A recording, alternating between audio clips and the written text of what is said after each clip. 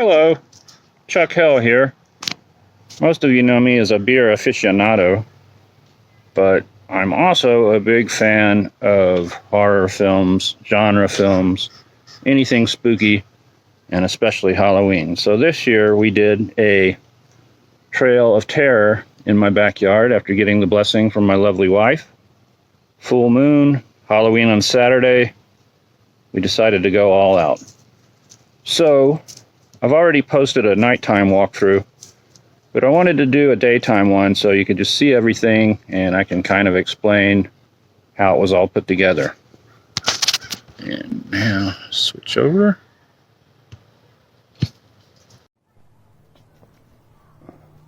Okay, when you walk into our backyard, you're greeted with this little tableau here.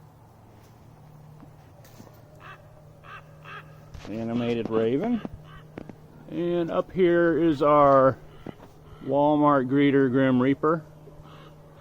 Kind of the first thing you would see along the trail. Then the trail extends this way.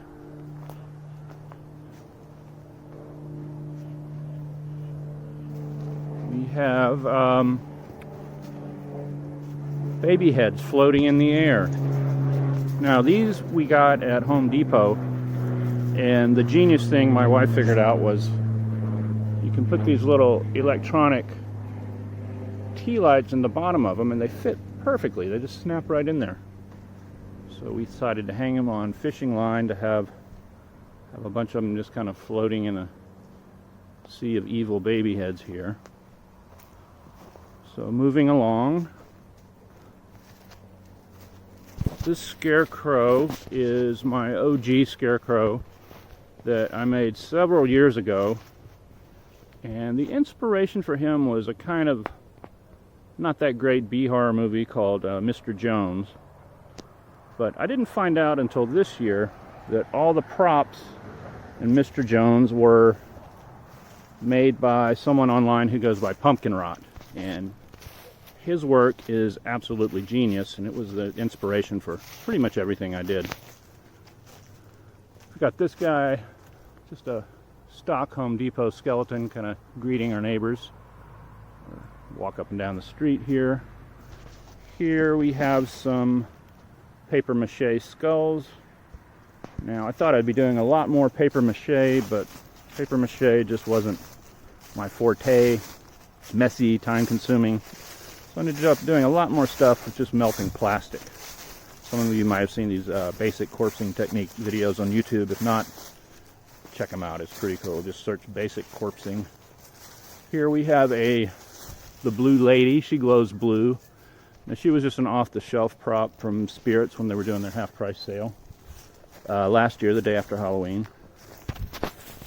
Here is a scarecrow I created this year, and he is all made out of pretty much just chicken wire, although I did skin him with plastic using the technique, just skinning plastic film over chicken wire, melting it on there.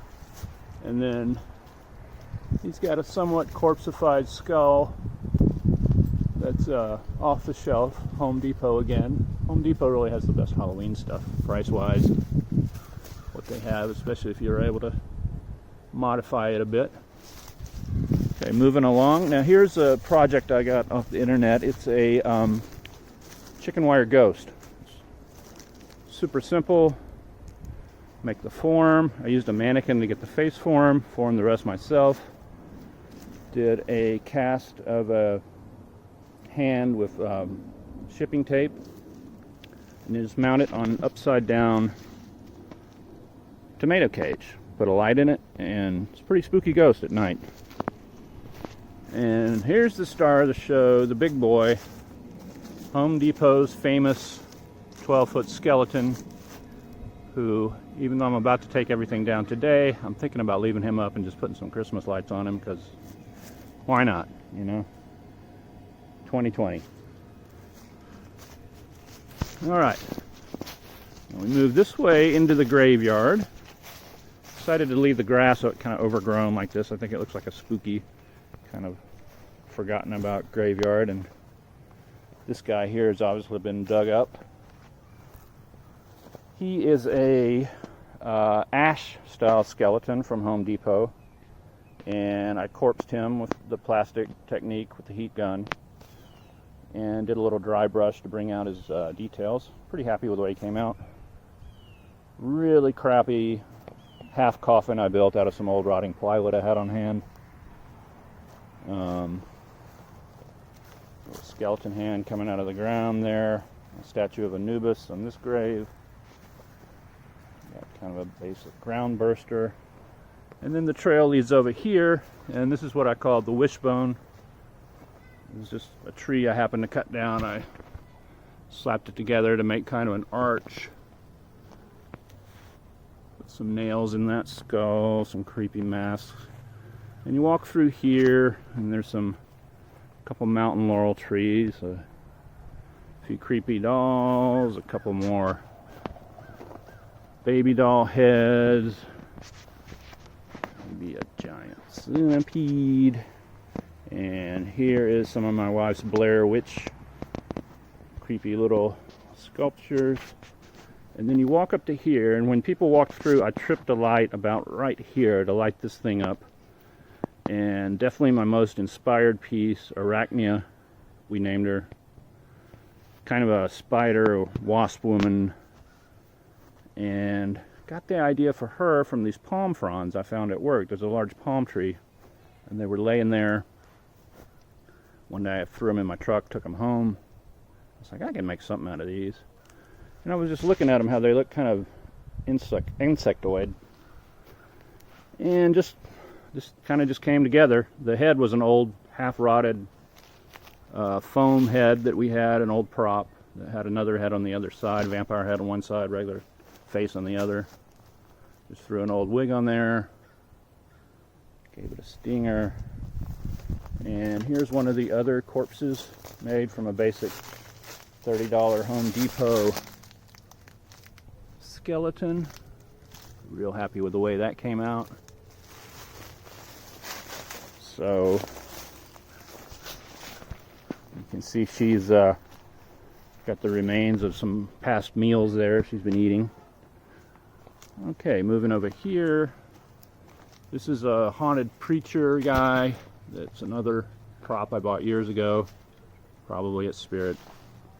Not sure where I got him. Had him forever. Moving over here's the other major scarecrow prop I made. Now I named this guy the Elder God, Lord of the Forest. Of course, he's got some Lovecraft inspiration with the hoses coming out of his mouth to look like tentacles, sort of, and kind of actually reminds me of Darkrai, the Pokemon. Then we come over here. A friend of mine called us up and said, hey, we've got a mannequin in our backyard. Do you want it? It's been abandoned. The owner's not going to come get it. And I said, hell yeah, I want a mannequin. So we picked this babe up. Now here on the ground was a light that would trip if you got too close to it. So when someone walked close to this, it would light up, and there's this white naked woman standing here. And come this way to the shed. And in the shed I wanted to do some kind of laser thing. I only had one fog machine that still worked, but I wanted to have something kind of psychedelic. So if you saw the nighttime video, this is kind of the weird science thing we did. This old skull with the, I don't know what you call that. It's got the weird it's got the gas in it and the electricity thing, some skulls, and then smoke machine on a timer back here. So that was all pretty basic. And little details there, here and there, that were probably not even noticed at night. And here's the other corpse we did. Kind of buried it in this old raised bed here, which is a tribute to an actual crime that happened right down the street from us this year, but I'm I'm not going to name it or name places, but if you live in Austin, you might have heard about that. Some not so bright people decided to bury somebody they killed in their backyard, apparently. Allegedly. And here is the witch's bower that my wife made. And of course it's kind of halfway taken down, but it's still beautiful. And you can see a lot more of it in the nighttime video. And that's pretty much it. Thanks for watching. And we had a blast with the haunted trail, the haunting at Hell's Half Acre, and hopefully we'll do it again next year. Happy haunting.